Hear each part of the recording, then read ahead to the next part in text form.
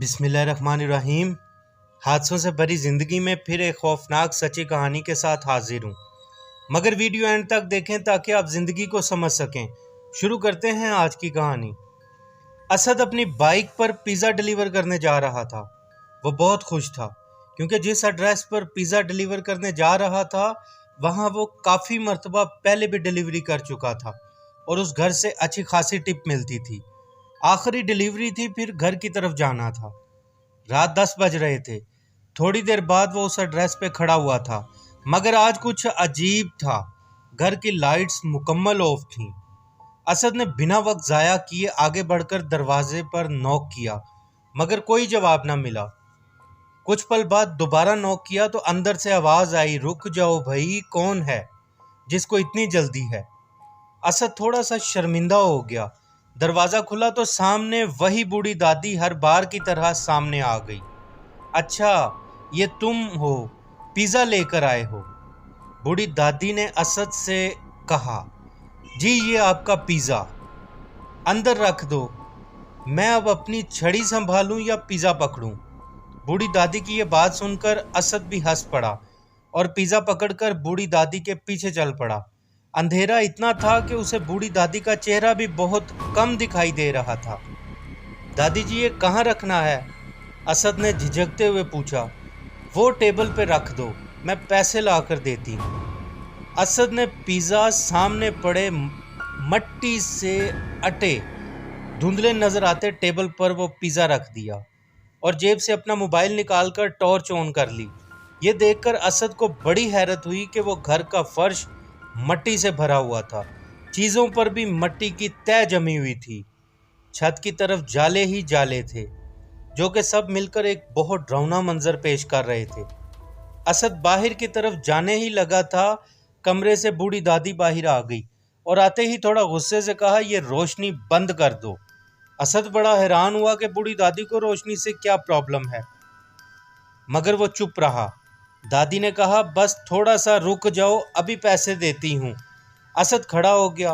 वो सोच रहा था शायद लाइट की वजह से पैसे नहीं मिल रहे होंगे, मगर एक सवाल जो असद को परेशान कर रहा था वो इस घर की गंदगी थी। बूढ़ी दादी ने बैठने का कहा तो असद साथ ही सोफे के कोने पर बैठ गया। दादी ने जाने कैसे असद की परेशानी को महसूस कर लिया था और पूछा, क्या सोच रहे हो बेटा? असद ने फौरन ही पूछा। वो शायद पूछने का ही इंतजार कर रहा था। असद ने कहा, टॉर्च की रोशनी में मैंने देखा है आपका घर मट्टी से अटा हुआ है, अब सफाई वगैरह नहीं करते।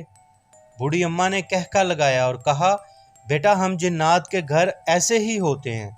असद बूढ़ी दादी की बात सुनकर हंस पड़ा और कहा, अच्छा, जिन्नात के घर भी सोसाइटी में होते हैं और वो पिज़्ज़ा भी खाते हैं?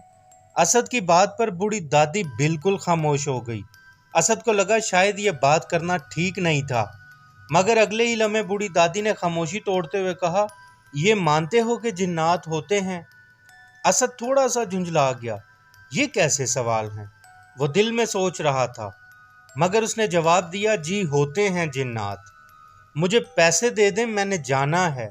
असद ने बड़े नर्म लहजे से कहा, देखा, हम जब तक जिंदा होते हैं तब तक हमसे सब प्यार करते हैं और जब मर जाते हैं फिर कोई हमारे पास बैठना भी पसंद नहीं करता।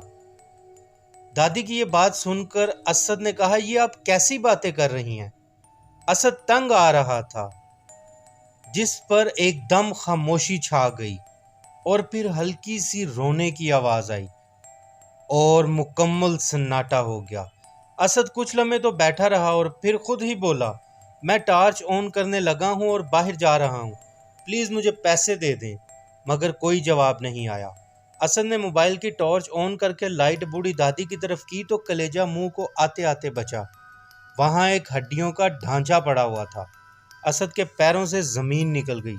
फौरन बाहर की तरफ भागा, बाइक पकड़ी और स्टार्ट करके दीवानों की तरह बाइक चलाने लगा। वो जल्दी से घर पहुंचना चाहता था। वो बहुत बुरी तरह डरा हुआ था। घर पहुंचते ही बाइक खड़ी की। माँ ने असद को ऐसे देखा तो पूछा, क्या हुआ है असद? मगर असद ने माँ को परेशान ना होने की वजह से कुछ नहीं बताया।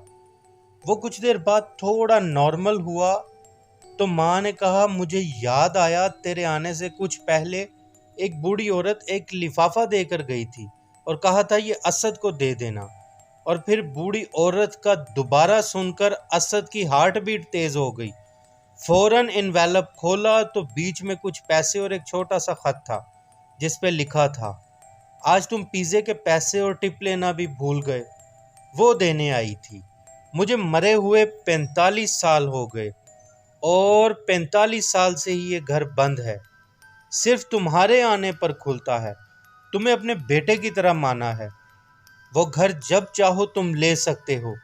तुम्हें कोई नुकसान नहीं होगा।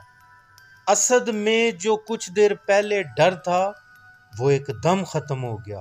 वो जान चुका था सारी हकीकत।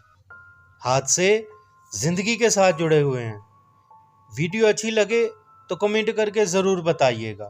अपना बहुत सारा ख्याल रखिएगा।